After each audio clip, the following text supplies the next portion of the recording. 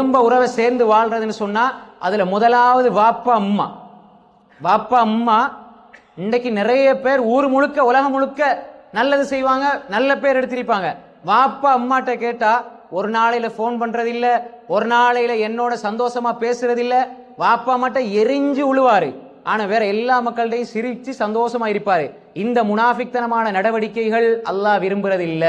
இது தக்வாவுடைய செயல்பாடுகள் இல்ல. தாய் தந்தையனுடைய உள்ளத்தை குளிர வைக்கிறது தான், தாய் தந்தையர்களுடைய பிரார்த்தனை தான் மிகப்பெரிய இஸ்லாமிய அறிஞர்களை உருவாக்கியது. வரலாற்றில் பெரும் பெரும் அறிஞர்கள் இமாம் புகாரியை உருவாக்குனது தாயினுடைய பிரார்த்தனை தான். தாயினுடைய அந்த உள்ளத்தினுடைய அந்த ஈர்ப்பு, உள்ளம் அந்த பிள்ளையால நிறைஞ்சு போச்சு. இமாம் புகாரி ரஹ்மத்துல்லாஹி அமீருல் முஃமினீன் ஃபில் ஹதீஸ், குர்ஆனுக்கு அடுத்தபடி அல்லாஹ் ஒரு கபூலியத்தை கொடுத்தான் அவருடைய புத்தகத்துக்கு. இமாம் மாலிக், இமாமுல் மதீனா இமாம் மாலிக், அல்லாஹ் கபூலியத்தை கொடுத்தான். அன்புக்குரிய சகோதரர்களே, எத்தனையோ அறிஞர்கள் தாய் தந்தையுடைய உள்ளத்தை குளிர்வித்ததனால அல்லாஹ் அவர்களை கண்ணியப்படுத்திக்கிட்டே இருப்பான். யார் ஒரு மனிதன் தாய் தந்தையை சங்கைப்படுத்தி மரியாதை செய்து அவர்களுக்கு கொடுக்க வேண்டியதை கொடுத்து அவர்களுடைய பிரார்த்தனையை பெற்றுக்கொள்வானோ இந்த உலகத்திலும் மறுமையிலும் அல்லாஹ் அவர்களை கண்ணியப்படுத்துவான். அல்லாஹ் கண்ணியப்படுத்துவான். சின்ன பிராயத்தில் கஷ்டப்பட்டு உங்களுக்காக எல்லா இன்பங்களையும் இழந்து எல்லா பிரச்சனைகளையும் முகம் கொடுத்து கஷ்டப்பட்டு சிரமப்பட்டு வளர்த்து ஆளாக்கி உங்களை படிக்க வச்சு நல்ல தொழிலை வாங்கி நல்ல இடத்துல நீங்க இன்றைக்கு 10,000 20,000 30,000 திரம் சம்பளம் சலரி எடுத்துக்கிட்டு இருப்பீங்க. ஆனா வாப்பா அம்மா உங்களோட பேசுறதுக்கு டைம் எடுத்து பேசுற அளவுக்கு அவங்கள அடிமையா வச்சிருக்கிறீங்க. வாப்பா அம்மா பிள்ளையோட பேசுறதுக்கு பயந்து பயந்து பேசுறாங்கண்டா நீங்க தாய் தந்தையர்களுக்கு செய்ய வேண்டிய பணிவிடையில குறைவை ஏற்படுத்தி விட்டீர்கள்.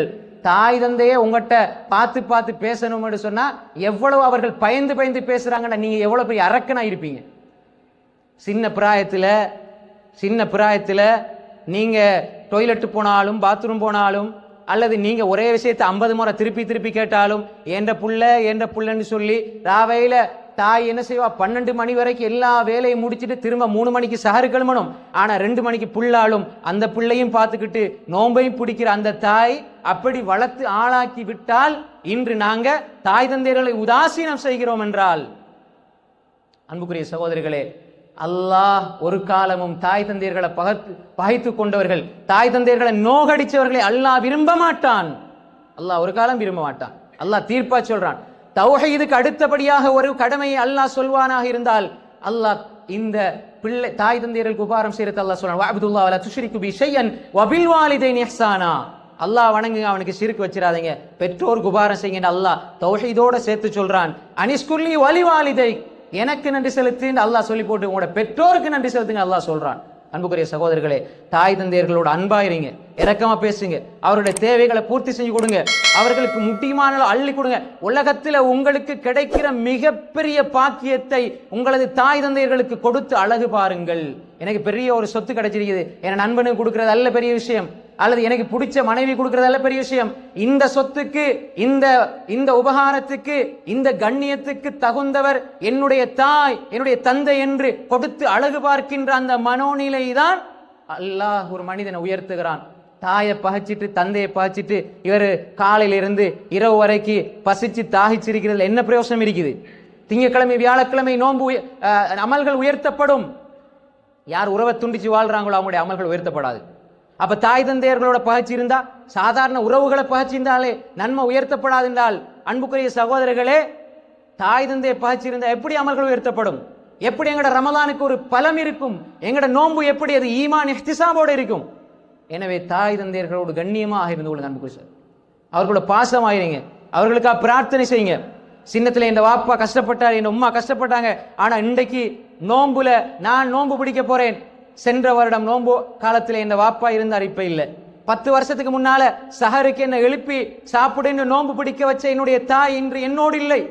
20 வருஷத்துக்கு முன்னால என்னை எழுப்பி கஷ்டத்தை சிரமப்பட்டு நீ நோன்பு பிடி வாப்பா நோன்பு பிடி என்று என்னை தாளாட்டி சீராட்டி எழுப்பிய தந்தை இல்லை, தாய் இல்லை.